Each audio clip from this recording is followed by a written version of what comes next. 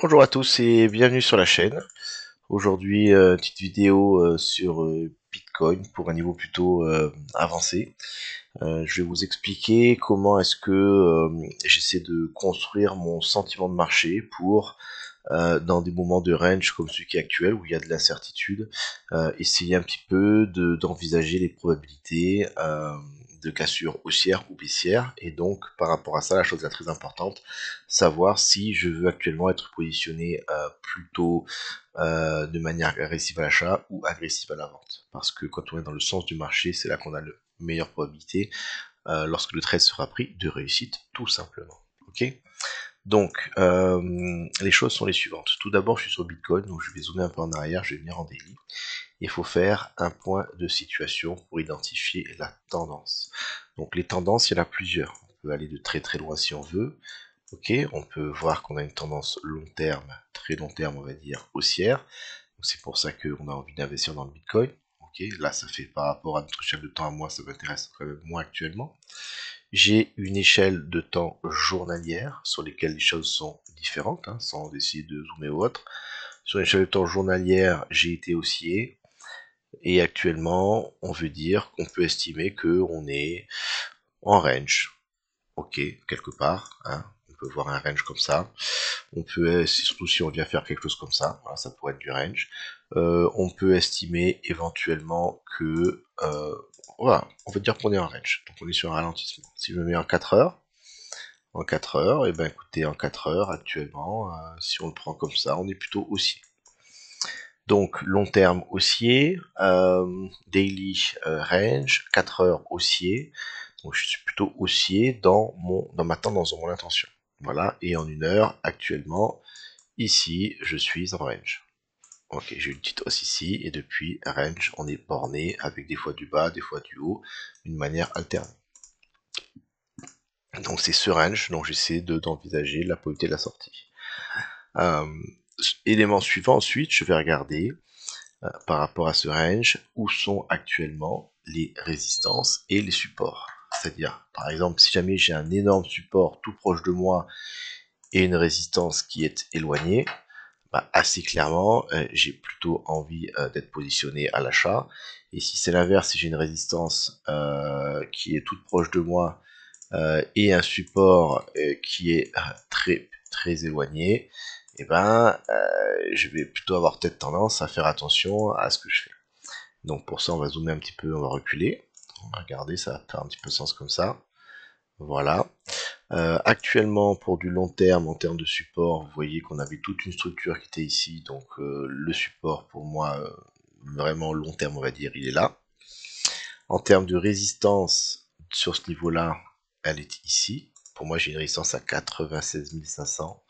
J'en ai déjà parlé, je vais aller vite. J'ai pris le top, le bottom, et j'ai mon 0,66, 0,18 qui est ici, donc mon CC. J'ai également tout le volume exécuté ici dans ce range, le point of control, donc la zone de volume, le mur, il est là.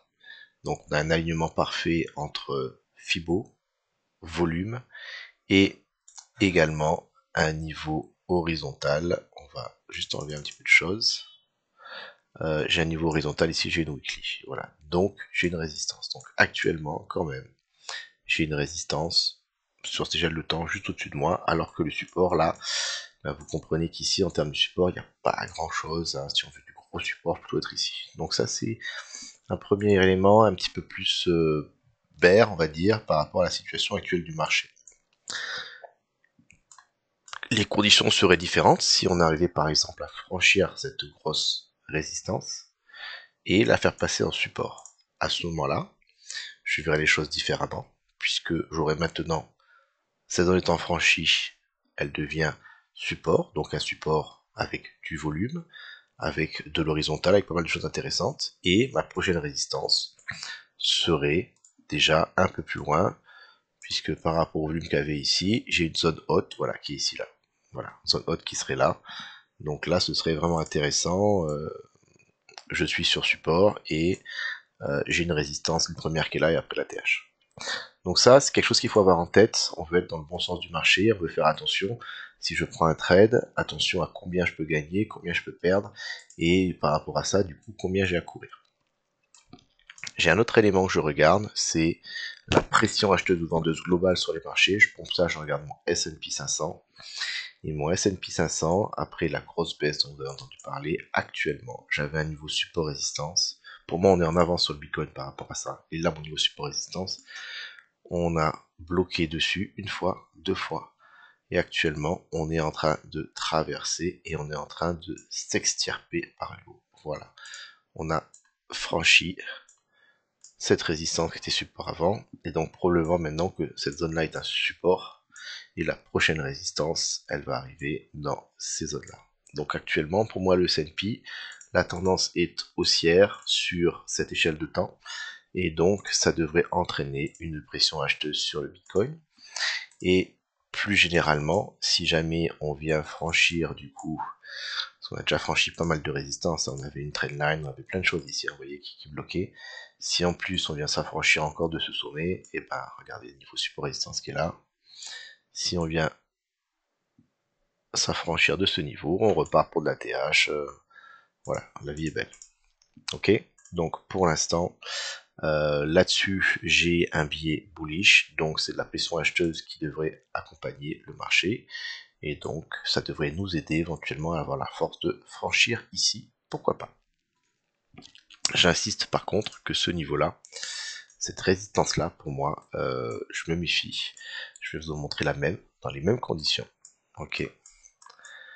On va aller un petit peu plus loin en arrière, il faut aller un petit peu plus bas. Où est-ce qu'on est? On est sur le deuxième ATH, non le premier, ici, regardez. On a une structure à peu près équivalente. On avait eu ATH, ATH, ATH, plus haut, on avait une rupture de structure ici, ça c'est équivalent de nos 74 000. Il fallait casser un bottom. Et ensuite, on avait fait une belle récupération. On avait commencé à avoir un affaiblissement. Et où est-ce qu'on arrivait? On va prendre tout simplement notre Fibo, du top au bottom. Regardez, le 618,66. On va regarder le volume sur tout ce range. Donc la dernière impulsion était ici. On était à ce niveau-là. Pardon. On était sur le point of control aligné avec le 618. Niveau fort. Et qu'est-ce qui paie? Alors qu'est-ce qui s'est passé? Alors que la bourse, elle, ici on était le 8 mai 2021. Donc on était le 8 mai 2021. Voyons voir. Mars, avril, mai. Voilà, on était là par rapport à la bourse. La bourse, elle a continué à monter et Bitcoin s'est complètement effondré. Ok, à l'époque, la corrélation entre les deux marchés était moins forte qu'aujourd'hui, certes, mais il n'empêche qu'à un moment donné, le Bitcoin peut avoir sa propre vie. Et donc, on a eu un dead cat band qui a débouché sur un mini bear market avec ensuite, bon, vous connaissez la suite. Voilà, mais pour dire que la probabilité actuellement que je vois, elle n'est pas non plus majoritairement à ce dead cat band ici, mais si vous regardez ça et que vous revenez là où on est actuellement aujourd'hui, et ça pourrait y ressembler. Hein. On pourrait avoir donc ça, la question de la structure, on galérerait un petit peu dedans, et après là on aurait la volatilité baissière qui arrive. Alors ça, si en plus on perd ce niveau-là, personnellement, je ne suis plus sur le marché.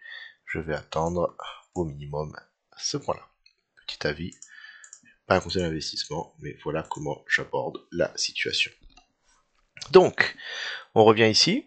Je vais une nomination du plus court terme, toujours. Donc, par rapport à mon biais, on a vu qu'on avait un biais haussier sur différentes échelles de temps ou range. On est malheureusement actuellement sous résistance. C'est pour ça que le prix aussi il est un petit peu timide. Hein. Les gens n'ont pas envie d'acheter ici. Et on a une construction à l'intérieur. Cette construction, elle est intéressante, puisqu'actuellement, elle est haussière, puisqu'on continue à peu près à maintenir, vous voyez, un canal, une structure à l'intérieur haussière. Pas parce qu'on a ça que ça veut dire qu'on va traverser. D'accord, il faut toujours parler en termes de probabilité. Donc quand j'ai un canal, ça pourrait être très bien un bear flag. Le bear flag, c'est lorsque j'ai une structure Consolidation avec ensuite un retour sur le bas du support. Un bull flag, c'est la chose inverse. Consolidation et l'impulsion jusqu'au niveau du support. Donc ça pourrait être un bear flag, pourquoi pas. Parce qu'on a liquidité qui attend en dessous. Maintenant, il y a un peu plus précise en termes de liquidité parce que le marché, il se déplace d'une liquidité à l'autre. Actuellement, où sont les liquidités? C'est ça qu'il faut se poser la question. Où est-ce que le marché a le plus envie d'aller? Qu'est-ce qu'il a construit? Qu'est-ce qu'il va aller chercher pour se nourrir? Liquidité, moi, je vais regarder en haut. Regardez, ce sommet-là a été bouffé. Celui-ci, non. Et celui-ci, non plus. Donc, actuellement, là, j'ai du stop, j'ai du stop, j'ai du stop. J'ai la liquidité au-dessus de moi. En dessous, on avait la liquidité ici. Mais elle a été mangée le dernier week-end. Alors, bien sûr, hein, vous allez dire, oui, si. Elle a été prise. Et il ne reste plus qu'un seul point d'équité. Alors celui-ci, mais bon, pas vraiment significatif, c'était au milieu du truc. Il ne reste plus que celui-là. Celui-ci a déjà été mangé. Donc, on voit une pression plutôt acheteuse pour l'instant. On n'arrive pas à redescendre. Et en termes de liquidité, ici, c'est pas très intéressant parce que j'ai pas grand-chose. Donc actuellement, pour moi, le marché, la probabilité, elle est forte qu'on aille enfin prendre. Ça veut pas dire qu'on va y aller. Regardez, on est venu une fois, on l'a pas pris. Deux fois, on l'a pas pris. On pourrait très bien venir encore une fois bloquer avant et pourquoi pas venir chercher un peu plus bas pour reprendre du jus pour repartir. Hein, on a un beau canal. Mais en tout cas, je m'attends vraiment à ce que ce niveau-là vienne se faire prendre. Quand on a beaucoup de liquidités qui sont stockées, ce qui se passe, c'est qu'on va avoir des liquidations. Les liquidations, ce sont des ordres d'achat du coup au marché qui devrait nous donner une belle bougie probablement haussière. On ne sait pas où on va aller, mais en tout cas, si elle arrive dans cette zone, qu'elle bloque et qu'ensuite elle vient renverser et qu'elle repasse sous ce niveau, on aura fait une fausse sortie avec prise de liquidité. Les baleines sont donc en pré-liquidé, sont rentrées à la vente et la cible sera la borne opposée. Donc je suis pas boule, je suis pas en train de me dire c'est bon, on a pris ce top, on va aller péter les 96 000 et à nous les 100, 110 000. Pas du tout. Pour l'instant, j'ai une très belle structure, un canal haussier, et donc je vais trade strict structure. Je ne trade pas un breakout parce que je ne sais pas ce qui va se passer. J'insiste là-dessus, c'est vraiment quelque chose qui m'a beaucoup fait progresser. Dans une structure comme ça, on veut trade les réintégrations. Sortie, réintégration, voilà. Bonne probabilité, avec le stop loss légèrement au-dessus. On va à borne opposée. Ici, borne du bas, il n'existait pas encore, bien voilà. On a pris des liquidités, long intéressant. Boum, boum, boum. Sortie, pas de réintégration, j'attends. Réintégration, je peux éventuellement entrer ici, stop loss au-dessus. Target, bas du range. Alors oui, c'est très long, oui, c'est mou, mais vous voyez que ça fonctionne. Actuellement là, on est revenu sur le haut du range, tout simplement. On est sur l'échelle de temps court, c'est pour du trading, c'est pour ça que j'ai dit que c'était avancé. Mais ce sont des choses qui fonctionnent bien. Voilà, donc moi, je vais regarder si je vais avoir une sortie avec réintégration. On peut regarder par rapport à ce niveau, mais je préférais par rapport à ce niveau-là, parce qu'il y a liquidité, donc il y a du sens. Ou si je vais avoir une sortie avec tenue en support, et donc du coup, le breakout qui pourrait arriver. Ça, le marché ne le sait pas, mais par rapport à mes différents éléments dont je vous ai dit, haussier, consolidation, donc impulsion haussière qui devrait continuer, marché ici qui continue à pousser, je m'attends à ce qu'on aille au moins ici, voire plus haut. Voilà, voilà du coup comment est-ce que sur du court terme, je me place par rapport à mon pied moyen terme, et du coup je vais réfléchir à mes positions, à l'achat ou à la vente. J'espère que ça va vous aider du coup à éviter les erreurs. Je veux surtout pas acheter ici lors du breakout. Alors ça c'est 9 fois sur 10, c'est une catastrophe. Voilà, donc je veux rentrer sur du support et je veux vendre sur de la résistance et je vendrai pas tout. Et si jamais on traverse, et ben, je serai content de faire du bénéfice sur ce qui reste. Voilà, actuellement je suis à 70% crypto, 30% fiduciaire. Avec un stop loss assez serré on va dire par rapport à mes targets, et ici je vais vendre je pense une bonne partie, ok, et à partir de là je verrai si je veux re-rentrer parce que du coup on aura franchi la résistance sur le retracement, ou si j'ai bien fait de vendre ici parce qu'il y aura des opportunités plus bas plus tard. Je ne sais pas, mais je me prépare. Je vous sers une petite vidéo assez courte, à 15 minutes quand même. Bon, j'espère que c'était intéressant et que ça va vous aider à pouvoir visualiser un petit peu le sentiment de marché sur différentes échelles de temps et surtout cette notion de liquidité et donc de savoir où est le prochain mouvement probable. Voilà, bonne soirée à tous.